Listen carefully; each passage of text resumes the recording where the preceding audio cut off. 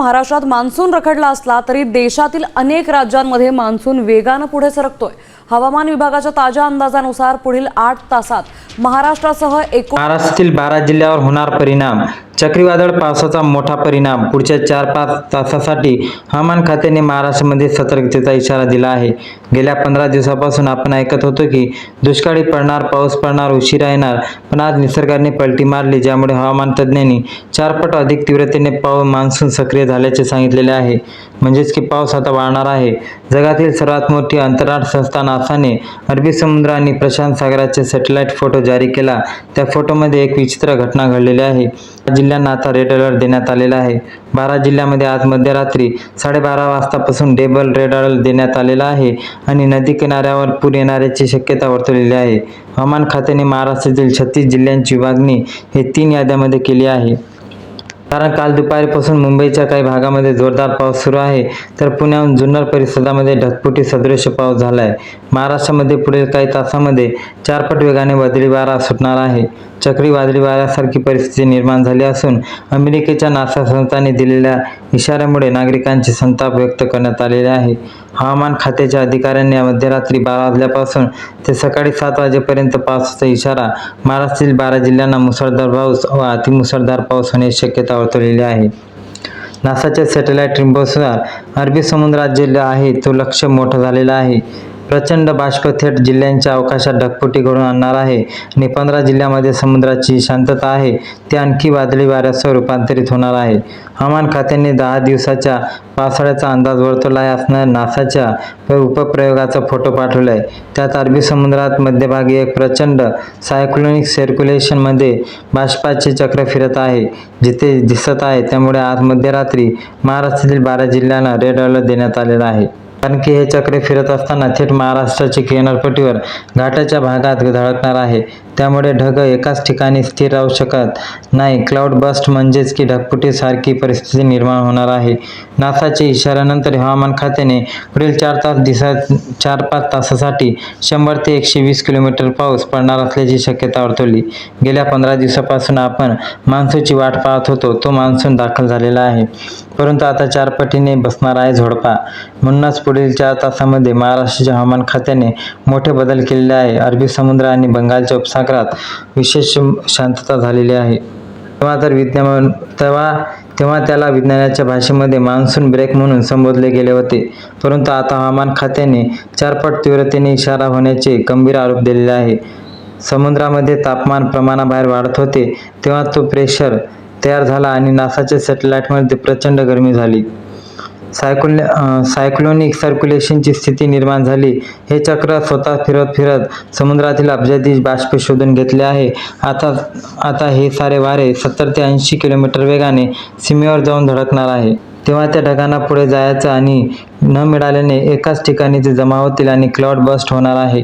हीच परिस्थिती महाराष्ट्रातील 12 जिल्ह्यांमध्ये उद्भवण्याची शक्यता वर्तवण्यात आलेली आहे।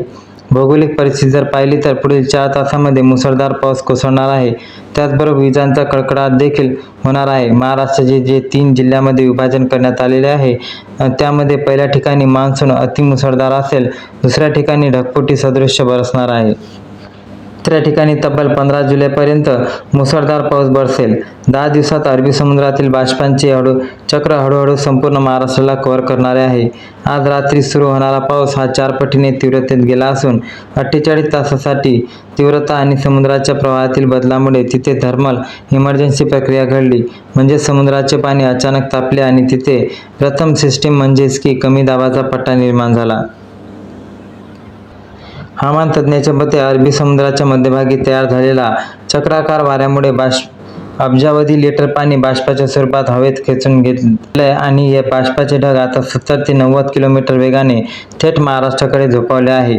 जेव्हा अरबी समुद्रात आलेले हे प्रचंड बाष्प जड ढग महाराष्ट्रात 12 जिल्ह्यांमध्ये येणार आहेत, तेव्हा पुढील 4-5 तास ढगफुटी सदृश पाऊस कोसळणार आहे। आज मध्यरात्री 12:30 वाजतापासून सकाळी 7 वाजेपर्यंत 12 जिल्ह्यांमध्ये तब्बल 12 तास सलग मुसळधार पाऊस पडेल।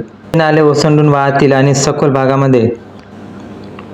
भागामध्ये जलप्रलय स्थिती येण्यात निर्माण होणार आहे. जेव्हा अरबी समुद्राकडून आले ढग सह्याद्री पर्वतरांगा ओलांडून पुढे मराठवाडा, विदर्भाच्या दिशेने प्रवेश करतील तेव्हा 90% पेक्षा जास्त बाष्प खेचून आणले जातील. त्यामुळे सदृश्य ढगफुटी पाऊस होणारच आहे. पण हवामान खात्याने अंदाजानुसार या जिल्ह्यामध्ये मोठ्या प्रमाणात विजांचा तांडव होणार आहे. शेतकरी बांधवांना सल्ला देण्यात आला आहे की आज मध्यरात्री घराबाहेर पडू नका.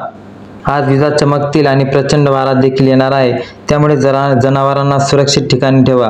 मुंबई शहरात आज मध्यरात्री जेव्हा अरबी समुद्रातील चक्राकार वारे धडकणार आहे तेव्हा प्रचंड भरती येणार आहे आणि मुसळधार पाऊस एकत्र येईल. तसेच ठाणे, कल्याण, डोंबिवली, उल्हासनगर परिसरातील सखल भागामध्ये पाणी शिरण्याचा धोका निर्माण झालेला आहे. पालघर बहुतांश भाग डोंगराळ आहे. तिथे नद्यांना पूर येण्याची शक्यता आहे. रत्नागिरीत बाजारपेठेमध्ये पाण्याचा शिरकाव होण्याचा धोका आहे.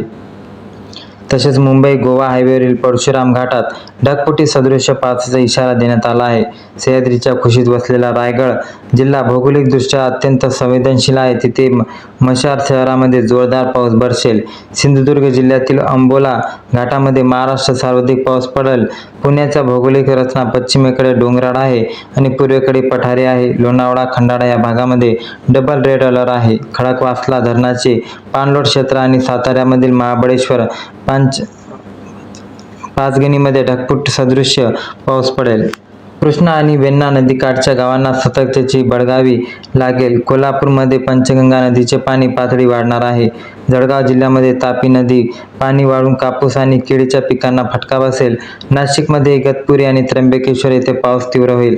छत्रपती संभाजीनगरमध्ये डोंगराळ भागाला लागून असलेल्या पट्ट्यांची ढगफुटी होऊ शकते आणि जायकवाडी धरणाच्या वरच्या भागात पावसाने वाढलेल्या गोदावरीच्या पात्रात पाण्याचा वेग वाढलेला असेल.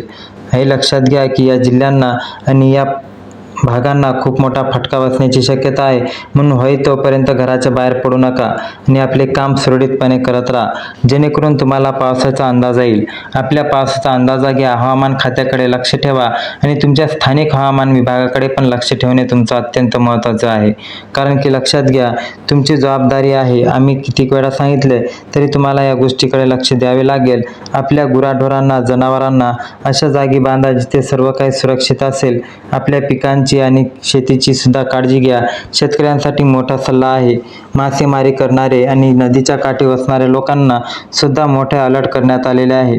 तुम्हाला माहीतच आहे की नदीकाठी वसलेल्या गावांना आणि यांना धोका तयार झालेला आहे.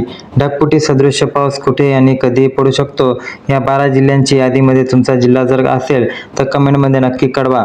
तुमच्याकडे पाऊस कसा झाला ही गोष्ट सुद्धा मला कमेंटमध्ये सांगा, जेणेकरून दुसऱ्या शेतकरी बांधवांपर्यंत ही गोष्ट पोहोचेल.